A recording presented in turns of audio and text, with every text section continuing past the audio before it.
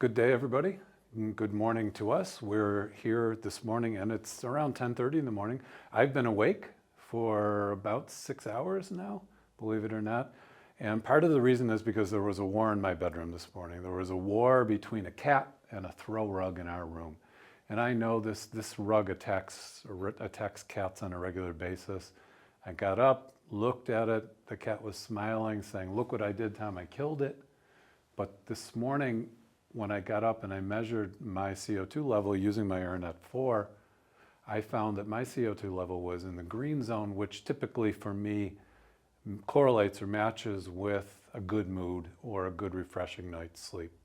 So even though I've been awake for a while, that good feeling has hung on for me.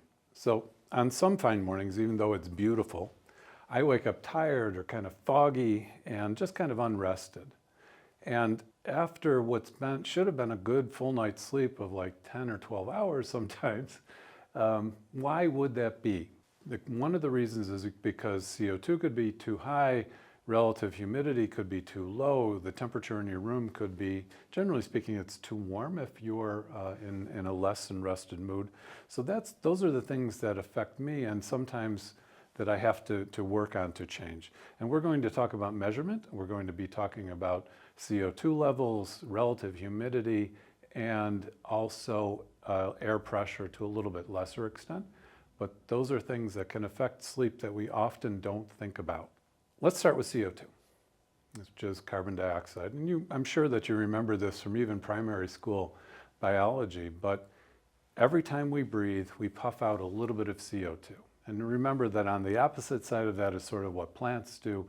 And when they puff out or respire, they puff out or respire oxygen. So we need these things to be in balance. And the balance for us should tend to be higher oxygen levels and lower CO₂ levels.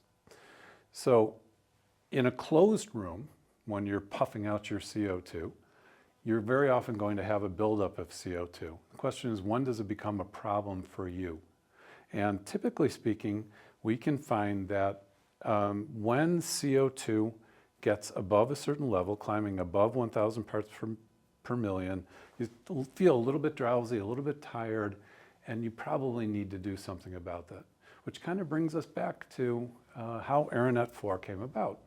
And that's because one of the engineers, one of the founders of Staff Technica, his daughter, in fact his youngest daughter, started falling asleep in school.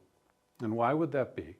And you start to think about it and they thought, well, maybe she's not getting enough sleep. And they sort of figured out, well, yeah, she's getting enough sleep. Maybe she's lazy. Well, this is Norman's daughter and she's not going to be lazy. She's a good student. So what could it be? And Norman's had read about CO₂ in rooms as potentially being something that gets people sleepy or drowsy. And so he thought, let's build something. So engineers, right? Engineers think, let's build something to solve the problem. They built what eventually became AirNet 4 and found out that, the CO₂ level in that classroom was quite high and needed to be dealt with this something as simple as opening windows. So the AirNet 4 came about because of a concern about CO₂, and that concern is something that we can all take to heart. What is too much? Like I said before, once CO₂ climbs above about 1,000 parts per million, we start to feel it. But then when it climbs above 2,000 parts per million, you get a condition called anoxia, which is potentially quite dangerous. And you should be, if you actually get to 1,500, 1,500 parts per million, then you should be really concerned and opening those windows, blasting the fans, doing something about it. Above 2,000, you probably are going to notice it and your partners will notice it and something will be done about that. Studies show that if you sleep in a room with elevated CO₂, your deep sleep stages are disrupted. And if you know anything about sleep science, deep sleep stages are where you get the most restful sleep. And that's not the dream state, but where you're in the deep, deep sleep, where your brain is sort of energizing itself, building new pathways, etc. And if that's disrupted, you have a problem. And the thing about CO₂ is that it's one of those overlooked factors. We talk about, when you look at things on the internet, They'll start by talking about bad mattresses maybe. Maybe it's too noisy outside, maybe you're stressed, maybe you drink a little bit too much coffee during the day, all those things, but people don't tend to think about or talk about the environment in which we sleep. So CO2 we've talked about. So with AirNet 4, you can track these things, which is a very good thing to do, of course. And if you're like me, you start to write things down, and then the next step after that is to put things into an Excel and then watch for correlations between things like CO2 and restfulness. Decide on what you want to measure, like CO2 against a certain thing and how many times per day. And then you have some data from which you can act. So from a safe and healthy baseline, if you see, for example, you go to bed at night and, for example, your CO2 is 400 or 450, and then you wake up and you see that it's 900, you're really going to, A, want to do something about that, and B, wonder what it is that's happening that is causing that to grow so fast. I know in my case, I do see a growth in CO2 because I have a partner and I have 4 cats. And those 4 cats tend to sleep on our bed, and so we have this accumulation. And what we do about it actually is we have a door on one side, a door on the other side, so this walk-through, we make sure that both doors are open, and we make sure that even when it's summertime, we have a fan going through our heat pumps to get air circulating through the room. So you can do something about it. Next thing is temperature. When I was a kid, we had this great weather forecaster. His name was Barry Willis. And the first thing on every forecast that he made was about sleeping weather. It's going to be great sleeping weather, which to him meant a temperature of around 60 to 65 degrees Fahrenheit. What is that in Celsius? Around 15 degrees or so. So 60 to 65 degrees Celsius, great sleeping weather, right? So temperature really does do something to get us ready to sleep.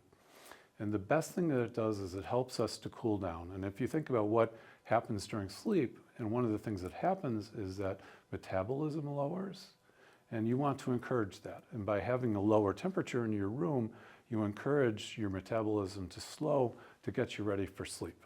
Your room should be someplace between 64 and 68 degrees Fahrenheit, which is 18 to 20 degrees Celsius. And that helps us trigger this getting ready for sleep feeling, right?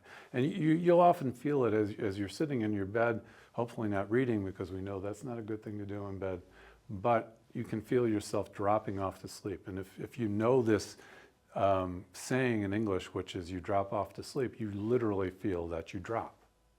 And you can best support that by having a temperature in your room that's 64 to 68. When it's too warm, of course, you're battling temperature, but also CO2 can rise because your room isn't ventilated enough, and that's reflected in the temperature in your room. So you toss and you turn and you have restless sleep and more awakenings during the night. And I know for myself, I actually do sleep better in the winter when it's a little bit cooler. Our room tends to be around 60 to 62 degrees.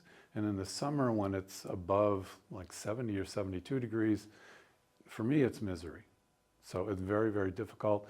And I think that that's another thing that you can track. So what about humidity? We have to keep in mind that from basic physics, basic chemistry, that the air around us is a big solvent. That is, it's dissolving things. And in this case, we're talking about dissolving water in the air. And if you remember those physics, the hotter something is, the more you can dissolve. The colder it is, the less you can dissolve. And if you remember too from chemistry, you put too much sugar, for example, in very cold water, and very quickly nothing dissolves, you see the sugar coming out. And that's the same, that's true with humidity, with water. It's called relative humidity because what we do is we track, or we think about water in the air as a relative amount. So the amount that can be dissolved, if you will, in air at a certain temperature. So that's relative humidity. The sweet spot is between 40 and 50% relative humidity. It keeps your skin hydrated, it supports comfortable breathing, and it discourages mold or mite growth. And this is something none of us like to think about, but our rooms are teeming with little things called mites. And the more careful you are in keeping your relative humidity at that level, the lower the mites are, and that also, the mites cause allergies for a lot of people. For my mother, for example, it was a big problem. So that's another thing that we can do to keep sleep peaceful and restful, is by not prompting things like allergies too from mites. And relative humidity, of course, is even more of a problem in colder season, because it takes less water to get that air saturated. It also is easier for the air to stay dry.